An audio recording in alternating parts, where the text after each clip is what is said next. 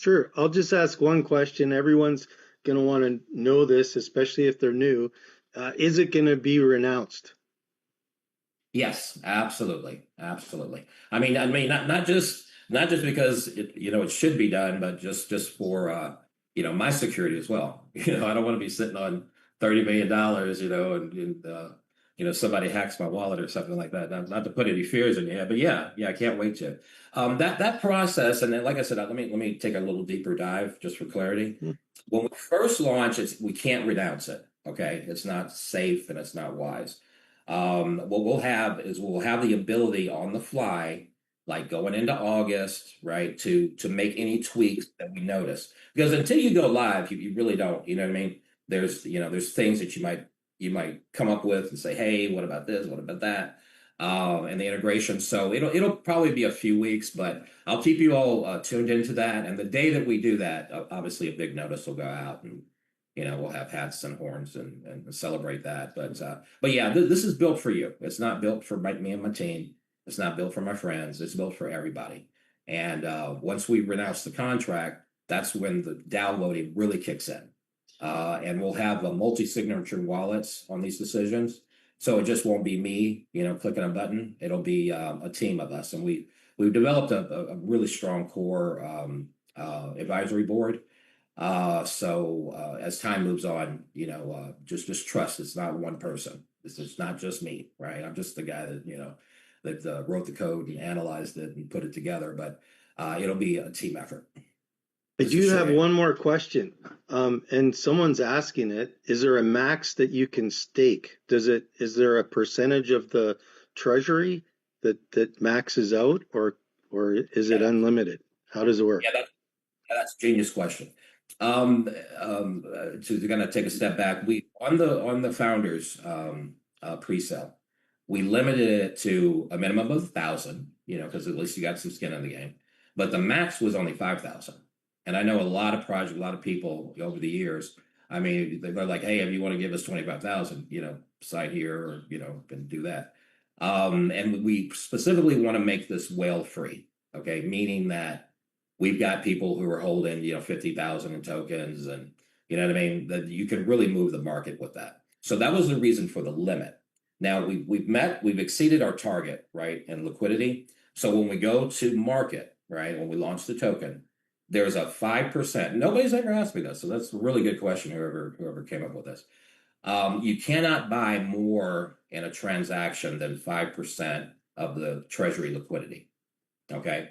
So, right. So, and that's a safeguard, honestly, not only for bots and for crypto nerds, but for you guys. So, that makes sure that you don't have like wild swings in the price, which never helps anybody, because it just, you got the FOMO issue and then you got the greed issue played at the same time. So that would be the answer to the question. So the larger the treasury gets, larger liquidity pool, then it's 5%. In short, if it's that person or you need a deeper dive, maybe we can do that offline, and maybe I can write something on. So Okay, next, Dave. I think Carl has his hand up. Yeah, my question is actually on the lottery. Okay, I'm very excited about that because I need to know just one thing. On the weekly, is there a cap or is no cap?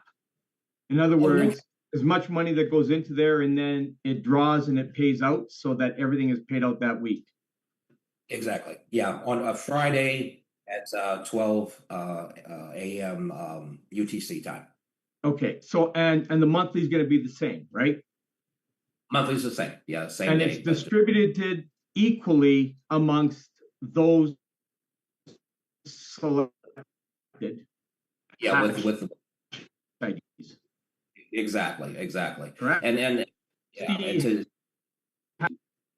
and that divided evenly amongst all of them, no matter what their deposit is. yes. So So are you going from the largest deposit to the smallest deposit? No, and I know you understand the other projects philosophy on that. where they pay like 40% of that. I know. Yeah. And I just, that just rubbed. The reason I'm asking this, Nick, is this is genius what you did. This is to make this thing so cool. Everybody in that way. I mean, you think about this on the weekly draw, 50 people that are 50 hash IDs that get drawn. That thing's at 200,000. Yeah. Those people are getting thousands of dollars. Could be even tens of thousands. And that's going to drive people like crazy. It's almost going to be an addiction. I don't want to say that, but it will be. People will be wanting to keep depositing in there. Now, the second question with it is, let's say my signal is bad. Okay, you guys can. Yeah, it's funny. I can actually kind of understand even through the static there. Excuse me? He can understand you, Carl, so he'll repeat the question and answer it once you're through. Okay. I'm sorry about my connection. It's my internet. I thought I had it fixed, but it's not fixed. So can you guys hear me? Yes or no? Yes, go for it. Ask the question, man. Second part of that question is, if I made 5 different deposits in that week, I only qualify for 1, right? Not all 5. Yes, which just means one. is I can't have more than 1 hash ID selected from my IP, correct? That's correct. On your wallet. So if you have one wallet. On my wallet, yeah. Yeah, you have one wallet. Well, you have over 100 USD value of the token staking. Yeah. You get your automatically. And as a matter of fact, we're doing it all like coded, right? So I'm not going to know who the winners are. Nobody gets to pick it. It's all going to be. We've got a third-party service that we're doing to pick the lottery. So yeah, look at the draw. This is genius. Okay. Yeah, we're happy. Because the other one didn't do that. This is what they. So anybody on this call, when you're coming in, you are going in through the lottery. You don't want to go in any other way but through the lottery. Okay. This is your chance to even become even wealthier here. And it's going to build the liquidity so big in this. Congratulations, Nick, on doing that. Hey, my pleasure. And I'm so proud and happy to have you on board, Carl. You've been indispensable for your advice and mentorship. Thank you. Any other questions, guys, or curious or? Oh, Nick, just so you know, Carl needs to share one more thing with you after this. Yeah, David told me. It's important. Yeah. Okay, good. Gotcha. Okay, guys. Well, like I've been saying, I am so excited. I hope you all are as well. And part of our mission, like I said, you will be informed. It won't be like, website updates, new movies. We can't launch day one with the 25 languages we've got set up, but that'll be coming soon. So if you have people in Indonesia or France or Nigeria, they'll be able to basically go to the site, click their language, and then the whole entire site, even the dashboard, will be translated for them. So that'll be super, super cool.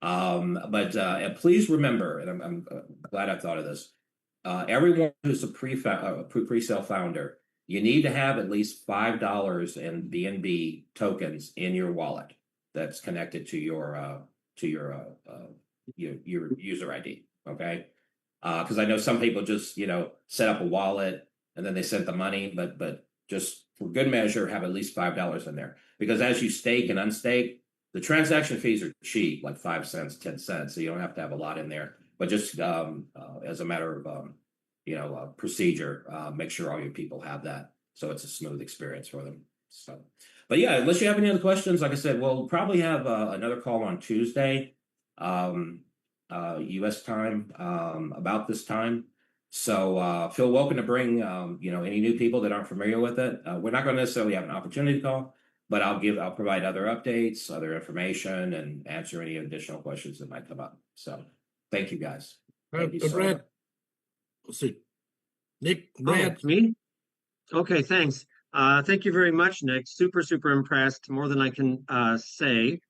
Not that it's a big deal, but have you guys set an initial price for the token upon launch? Like when it goes available to the public, is that price been set?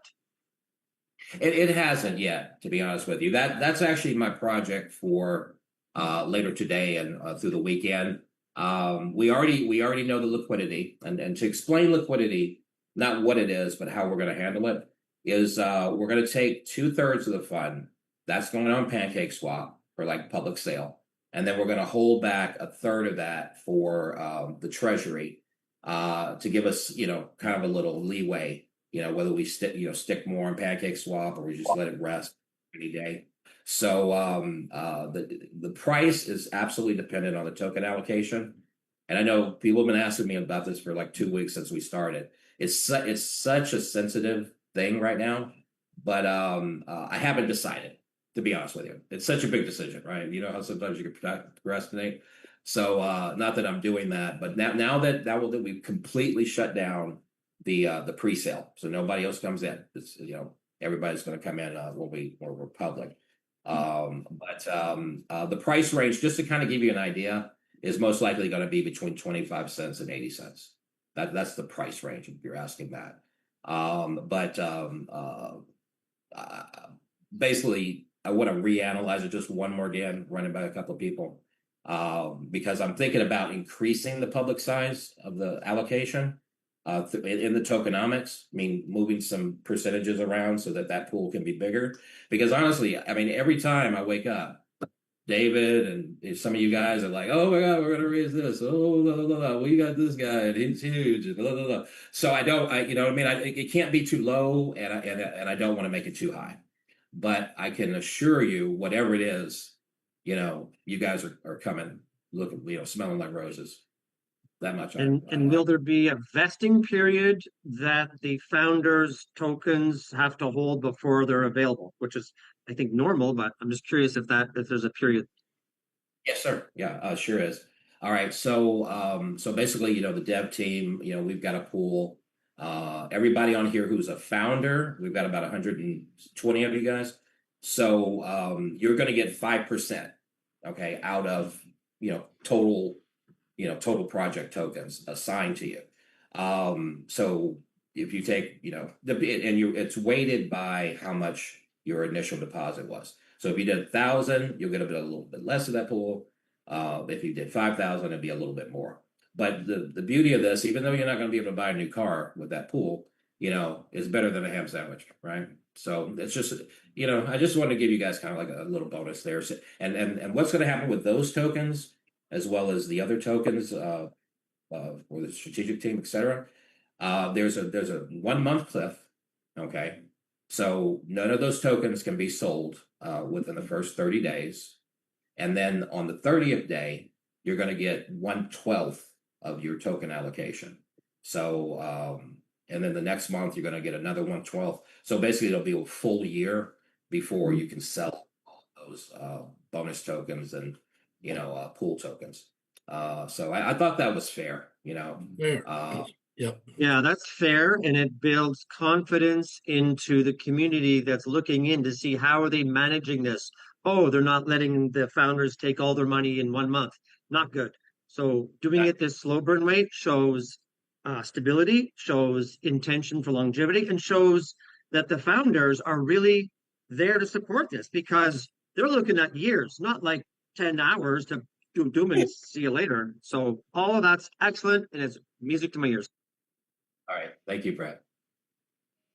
Wes has his hand up. He has a quick question, I think. Go ahead, Wes.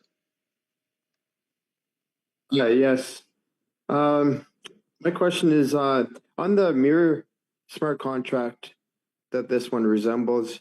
We're seeing that the APY mechanism doesn't seem to be as robust as the compound interest has dropped by half so far and has dropped substantially, especially over the last couple of months.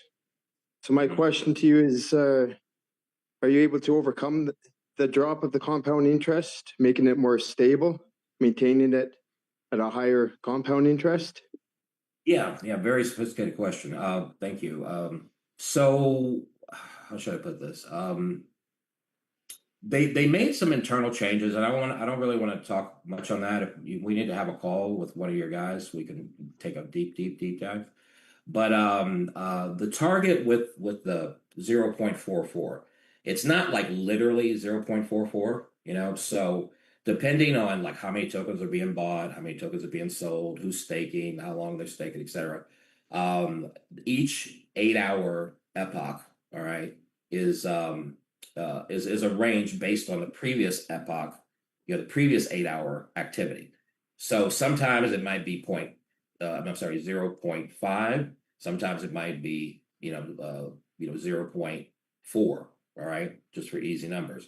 But the average target that we've set for it to hit is going to be the 0.44. And I know it's robust, right?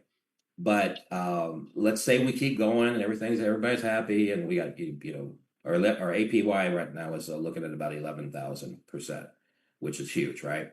So depending, over time, we do have the ability to decrease that or even increase that if we wanted to. We have a range, which can't be changed once the smart contract goes out.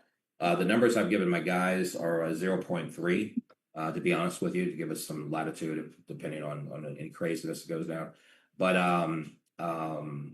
here, oh yeah, this is what I wanted to cover. Thanks. Almost forgot this. This is a huge. The overall goal with ours, okay, is to partner with other either existing DeFi platforms or emerging DeFi platforms, or we come up with our own ideas on how to build more utility into the token for the ecosystem.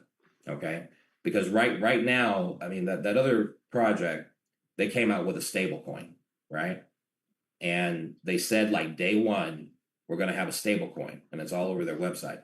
But they didn't get that stable coin done until a year and a half in. So they're rolling that out, okay? And I don't want to be too presumptuous, but I think they're trying to move from the existing token to the stable coin. And they've got other things in there as far as gas fees, for lack of a better word, and things like that. So from where we sit right now, we're just starting out. But over time, let's say next year, we need to reevaluate it. You guys will participate in that, okay? And as we decide, even this week, I've got just a crazy good idea on how to blow the ecosystem out. So if we give the token more value, then we have more token holders, right? And that's more money, more money for the treasury, more money for the lottery, more money for the staking rewards, and all that good stuff. So I know that's not an exact answer. I don't have a crystal ball, but no, I mean, they've been running and jumping for 18 months, with the platform that they have. So we're going to be fine. We're going to be fine, guys. Don't make me say it, but we're going to be fine. So I hope that makes sense. And like I said, that's a deep question. So if we need to have something offline, let's do that. I don't want to confuse everybody here. Does that make sense? Yes. Totally. Yes. Yep. Thank you. Reply.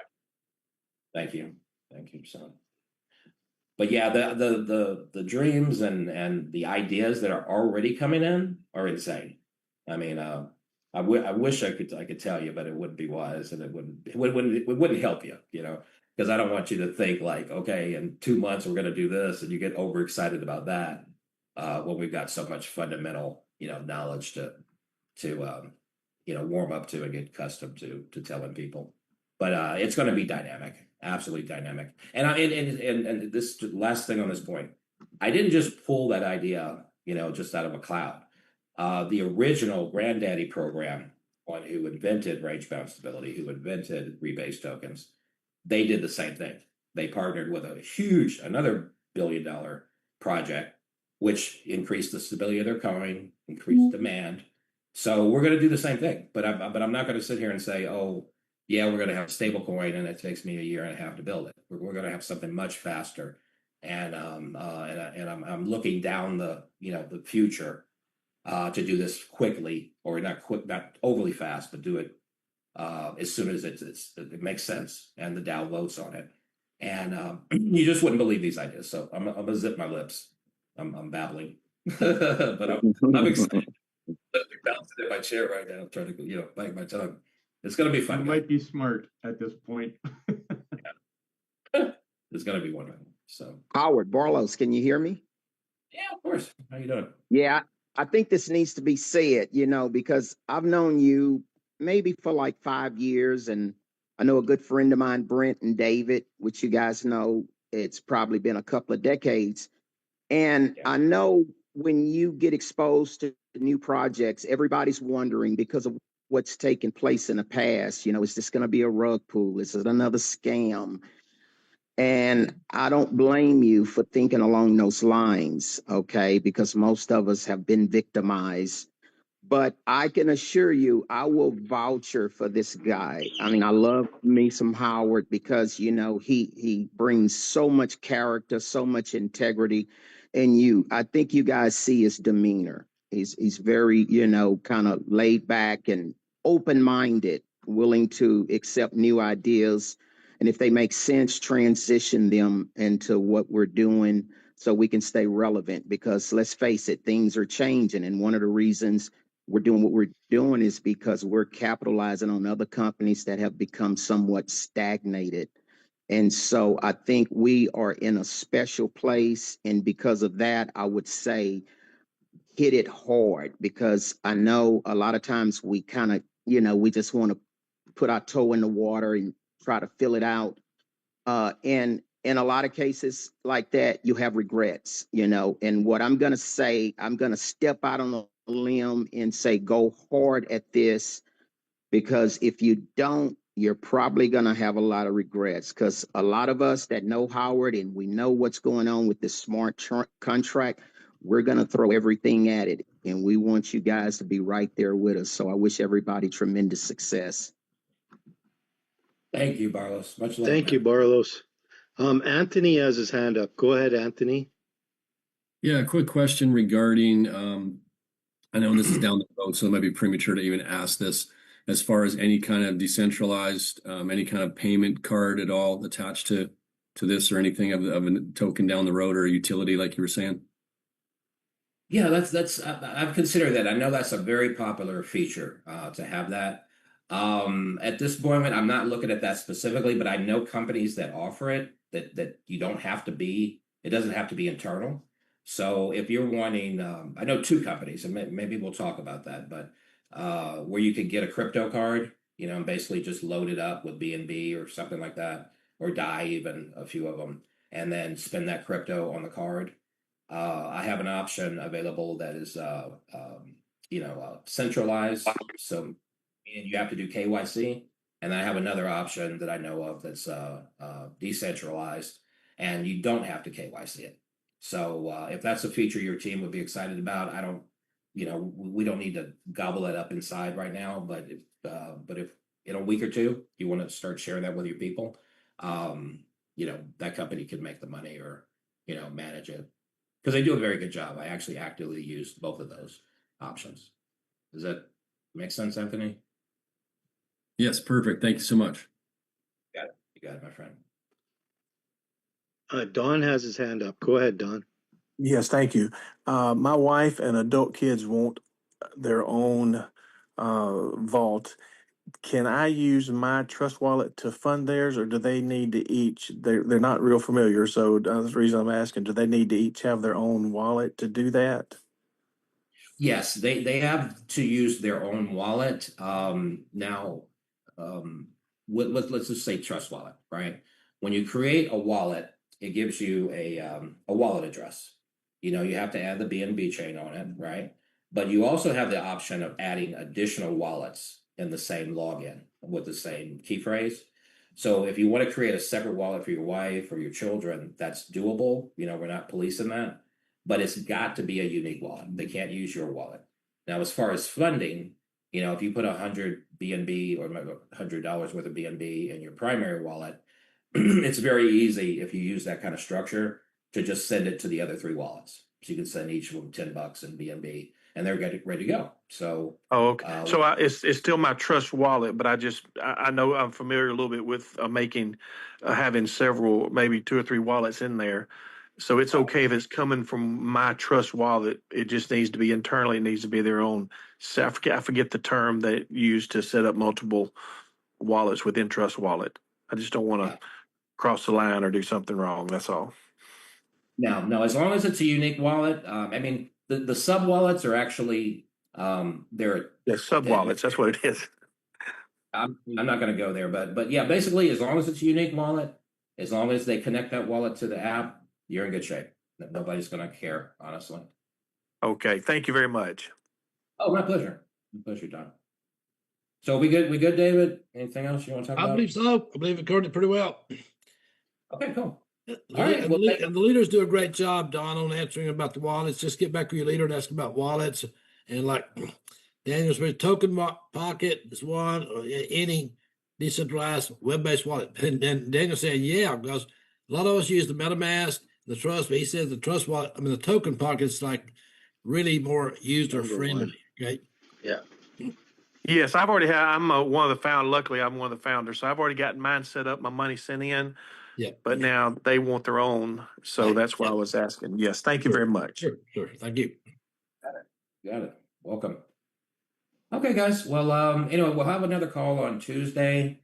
So if something comes to mind, just, maybe jot it down, a note, and I'll be happy to address those with you. But yeah, just be excited, just be excited.